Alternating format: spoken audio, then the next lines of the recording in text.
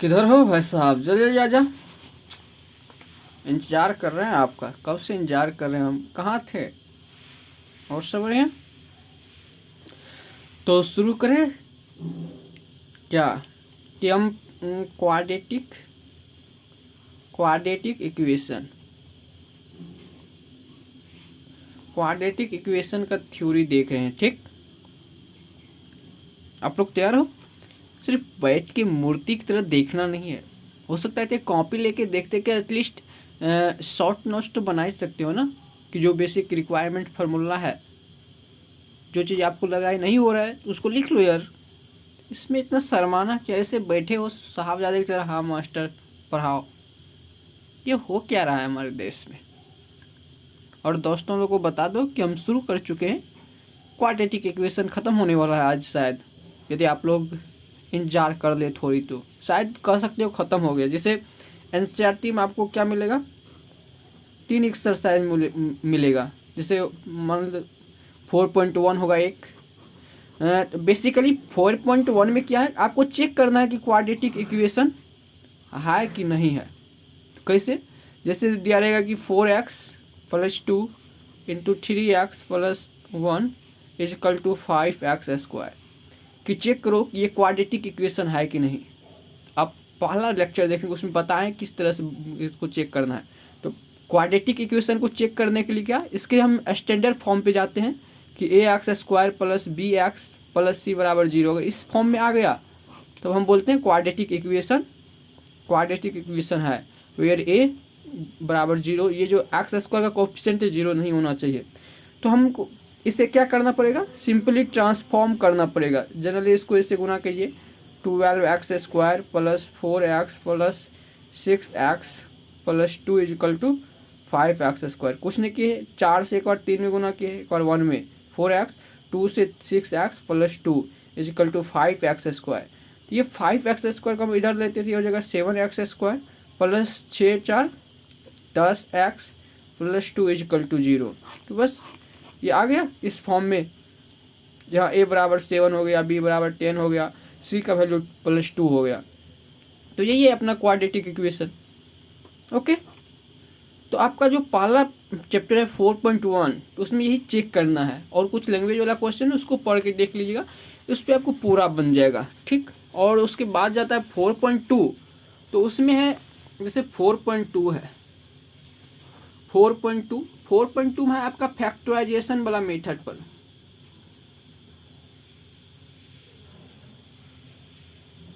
Factorisation method पर किस तरह से फैक्टराइज करना है, बराबर 0 कर देना है। जैसे एक एग्जांपल लेके बता देते हैं कि आपको कोई दे देगा x² - 2x + 6 = 0। इसको क्या लिखना है? x² -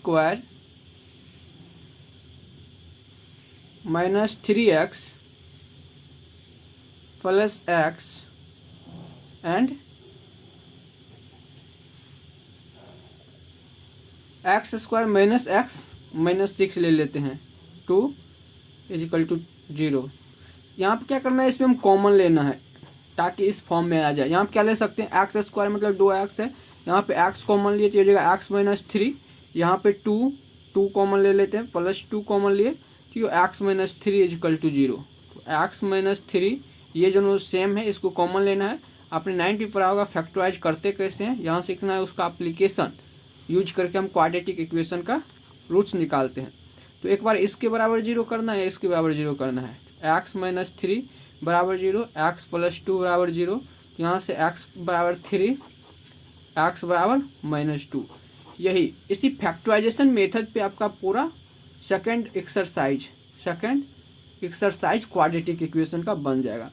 जो आपका थर्ड एक्सरसाइज आता है 4.3, शायद जो भी हो, या 4.3 है शायद, लेकिन थर्ड एक्सरसाइज है, वो आपका जो अगला मेथड था डिस्क्रिमिनेंट मेथड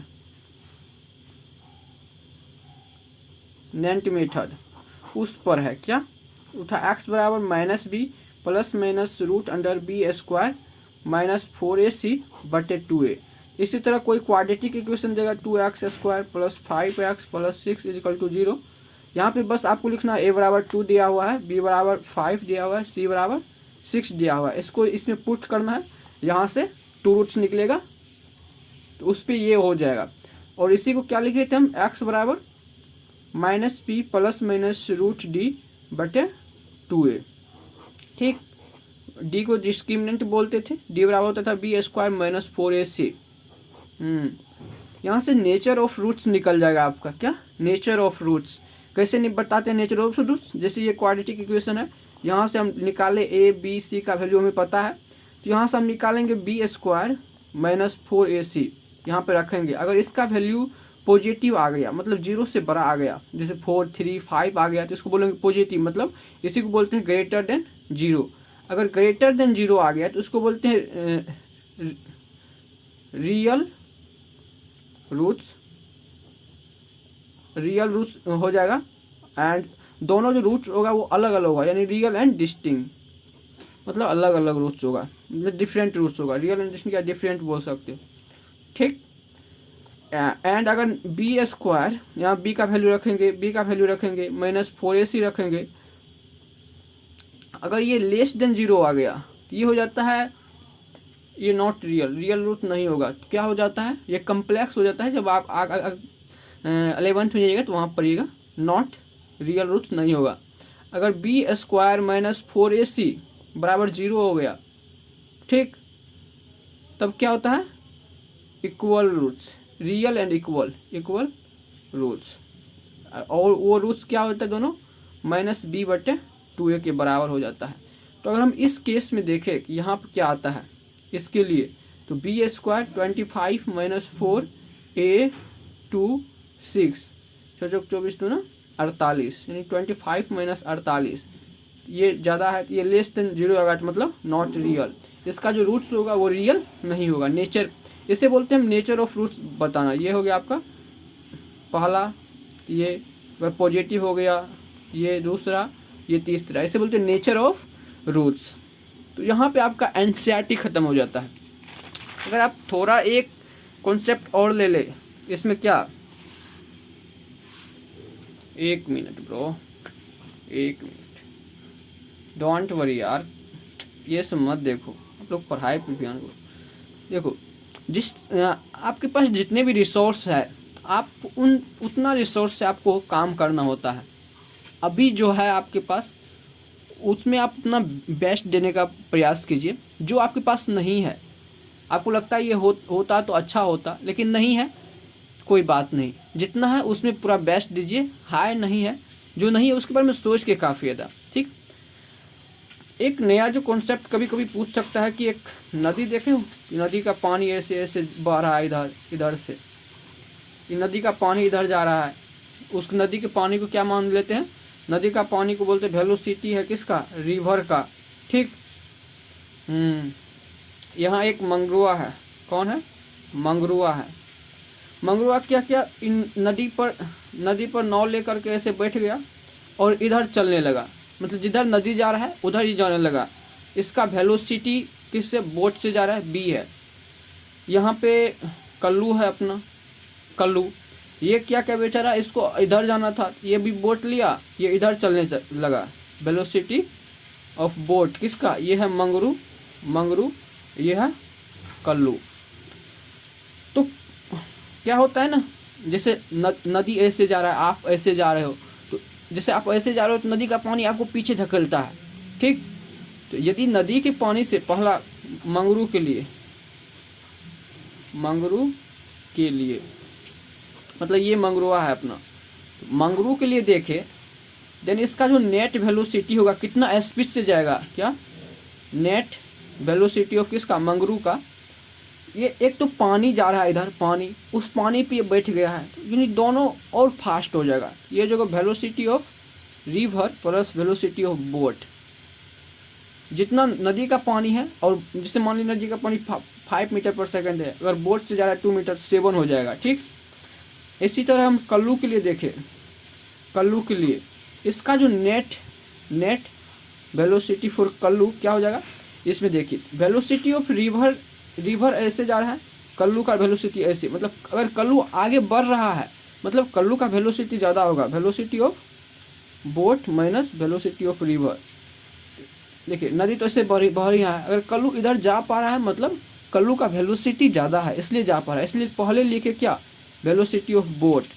अगर वेलोसिटी ऑफ बोट ज़्यादा है किससे, वेलोसिटी ऑफ रिवर से, तब तो कल्लू चलेगा, कुल्लू चलेगा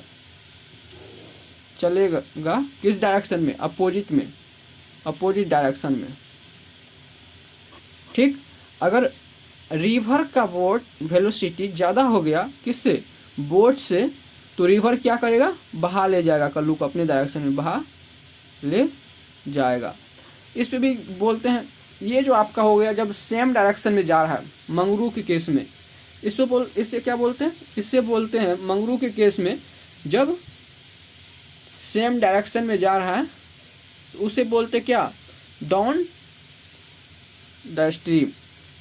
ये हो गया डाउन स्ट्रीम।